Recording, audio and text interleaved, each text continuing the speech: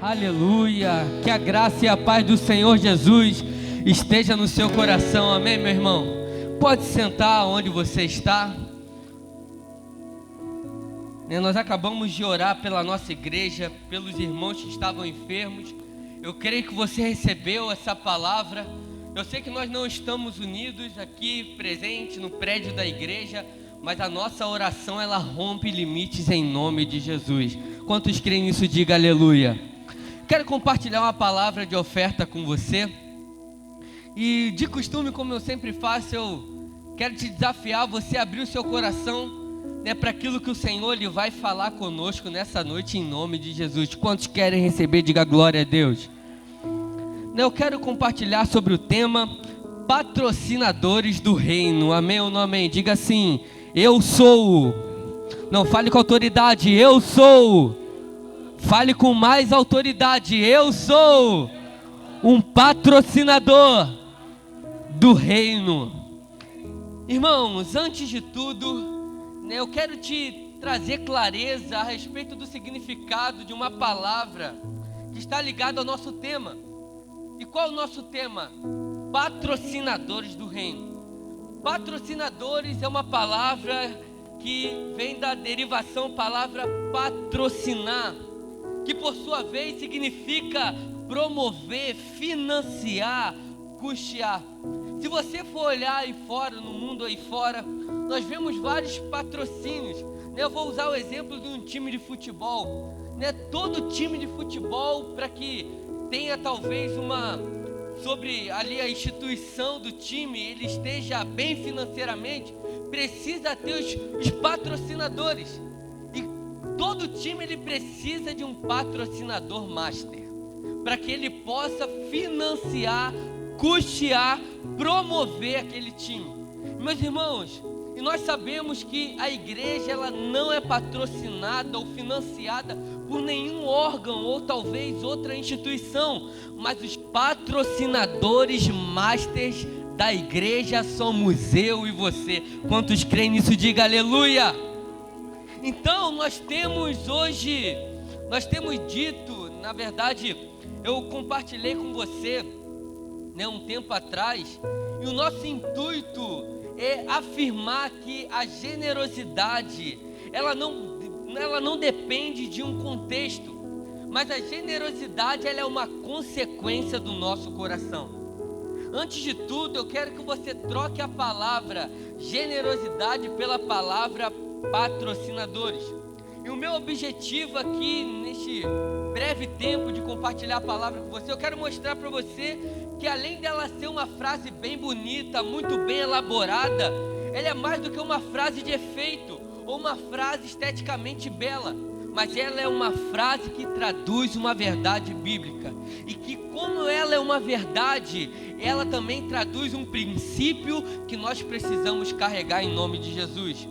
Veja bem, eu compartilhei com você um tempo atrás sobre valores e princípios, e nós precisamos ter esses valores e princípios independentemente do contexto a qual nós estamos vivendo. E eu usei o exemplo para você, dizendo que se você é brasileiro, em qualquer lugar do mundo você vai ser brasileiro.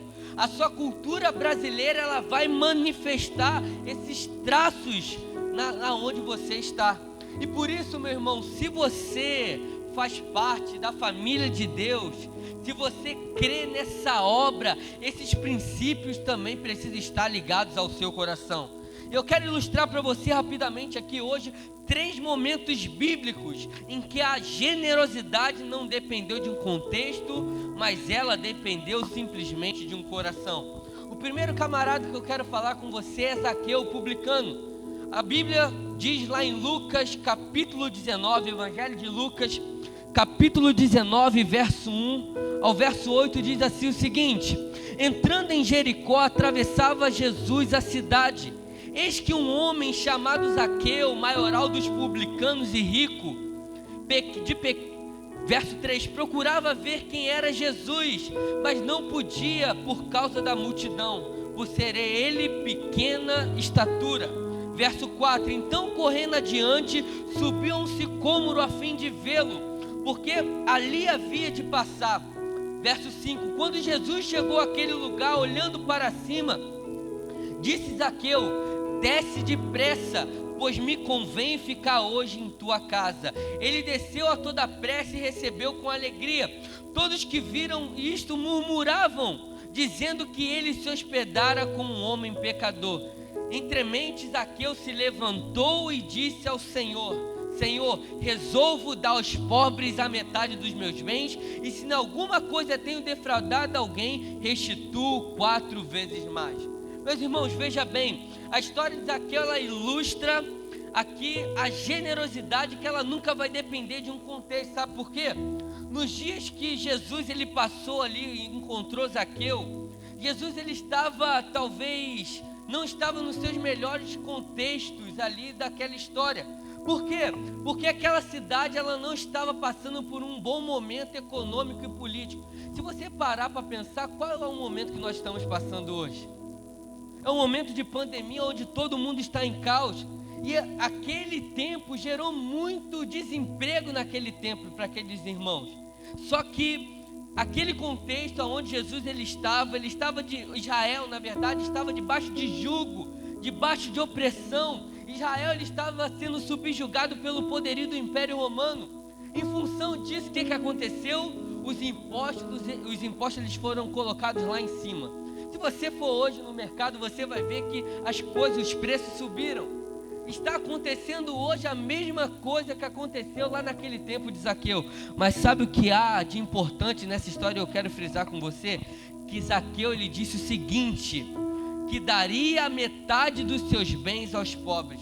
Meus irmãos, o que eu quero frisar com você é que nesse tempo de calamidade, Zaqueu ele não se impediu de ser realmente um homem patrocinador da obra de Deus. E eu quero te desafiar também. E Zaqueu ele não estava sozinho nisso. Olha só, em segundo lugar, a viúva de Sarepta. Você conhece a história? O profeta Elias, ele foi direcionado por Deus para ir lá a Sarepta, que pertencia a Sidom. Enquanto ele estava ali, ele é direcionado à casa de uma viúva. E Deus disse para ele o seguinte: Elias, vai para a casa dessa viúva, porque ela vai alimentar você. E quando ele chega na casa daquela viúva, ele se depara com uma mulher sozinha, com um único filho, e ela só tinha um alimento para ela e para o seu filho. E depois disso, aquela mulher ela iria padecer de fome. Irmãos, é possível que você possa imaginar nesse contexto mais desfavorável, mas também o mais desafiador para que se manifeste um coração generoso como esse. E por isso, Elias ele havia profetizado sobre aquela cidade que haveria fome, e as pessoas iriam padecer disso. Mas aquela viúva, mesmo ela sabendo que o profeta tinha profetizado, ela creu na provisão de Deus. E olha só o final da história que está lá em 1 Reis 17: porque assim diz o Senhor Deus de Israel: a farinha da tua panela não se acabará, e o azeite da tua botija não faltará, até ao dia em que o Senhor fizer chover sobre a terra. Foi ela e fez segundo a palavra de Elias. Assim comeram ele, ela e a sua casa muitos dias. Da panela a farinha não se acabou, e da botija o azeite não faltou, segundo a palavra do Senhor, por intermédio do profeta Elias. Meus irmãos, isso é incrível, sabe por quê? Porque isso nos mostra que quando nós nos propomos a sermos patrocinadores, generosos, independente do contexto, nada vai te faltar, porque Deus ele vai suprir toda a sua necessidade. E nesse tempo você vai ver o suprir de Deus mais sobrenatural na sua vida, em nome de Jesus. Em terceiro lugar, para finalizar, a multiplicação dos pães e peixes.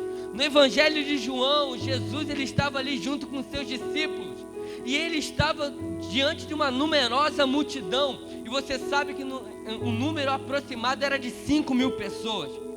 Só que ali no deserto, Jesus ele se volta para um dos seus discípulos, chamado Filipe, e ele faz uma pergunta: Filipe, onde nós iremos encontrar pão para alimentar essa multidão?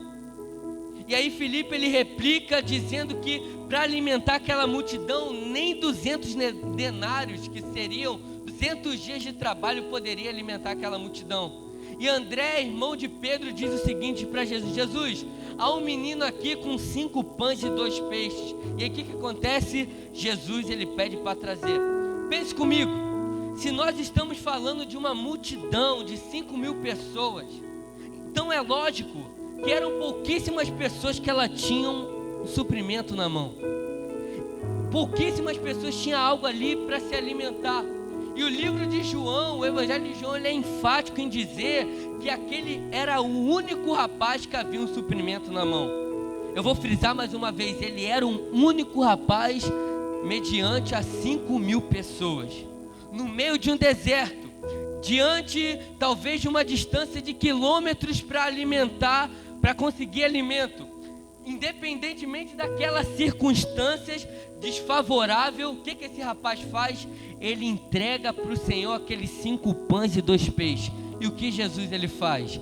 Jesus simplesmente ele multiplica e ele faz sobrar. Eu quero declarar sobre a sua vida: você vai se tornar um patrocinador do reino. Jesus ele vai multiplicar sobre a sua vida e ele vai fazer sobrar em nome de Jesus. Você vai ficar se perguntando como é que nesse tempo de crise pode estar sobrando. Eu quero falar para você, meu irmão, é o favor de Deus sobre a sua vida. E eu quero te falar uma coisa: aqueles que se dispõem, mesmo em tempos adversos, a serem patrocinadores do reino, experimentam coisas que pessoas ainda não experimentaram. Esses experimentam o privilégio de ser o patrocinador do reino. Eu quero te desafiar a você ficar de pé nessa noite em nome de Jesus. Se coloque de pé onde você está. Meus irmãos, como de costume, nós temos alguns links na nossa descrição.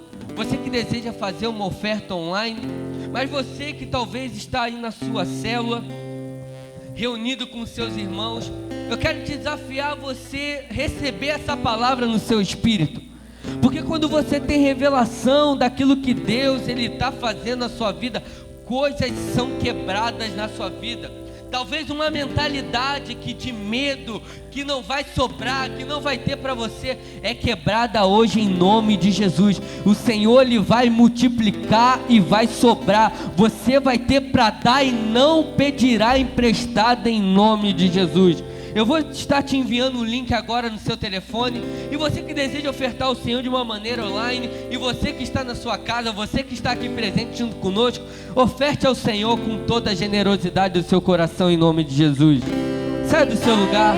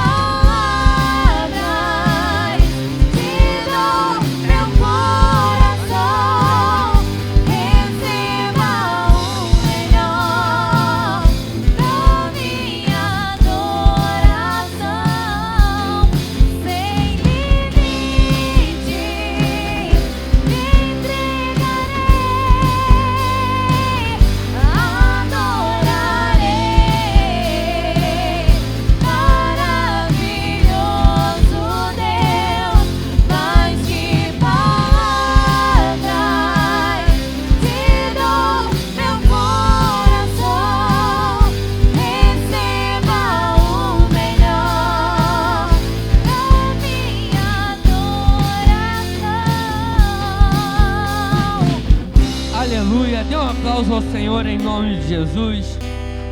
Vamos orar pelos ofertantes, pelos dizimistas, pelos aniversariantes da semana. Vamos orar pela mãe do Max, que completou mais um ano de vida quinta-feira passada, né? E pelo Miguel, que vai completar sexta-feira, correto?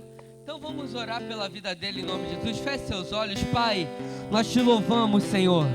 Nós te agradecemos porque o Senhor tem cuidado de nós. O Senhor tem nos amparado nesse tempo de crise.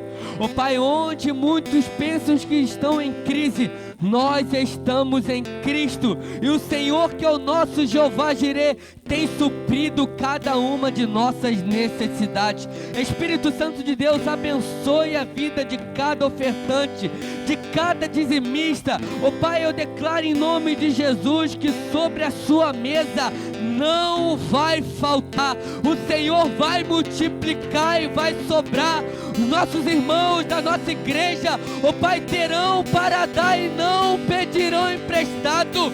O mundo olhará para nós e irá se perguntar por que está acontecendo isso conosco. Nós iremos nos levantar como testemunhas de Cristo e nós iremos declarar que nós estamos em Cristo e nesse tempo Ele tem suprido todas as nossas necessidades. Espírito Santo de Deus, também quero orar pela vida dos aniversariantes da semana, pela vida da dona Cleusa, Deus, que completou mais um ano de vida semana passada. Ó Pai, pela vida do Miguel, que irá completar mais um ano de vida sexta-feira. Senhor, abençoe a vida dos seus filhos. Eu declaro em nome de Jesus que eles irão prosperar. Ó Pai, a cada dia, ó Deus, eles irão, ó Deus, fazer tudo aquilo que eles tentarem fazer, ó Deus, será bem sucedido. E todas as promessas já tem o sim, já tem o amém da boca do Senhor. Em nome de Jesus, você que crê, dê um aplauso ao Senhor, aleluia!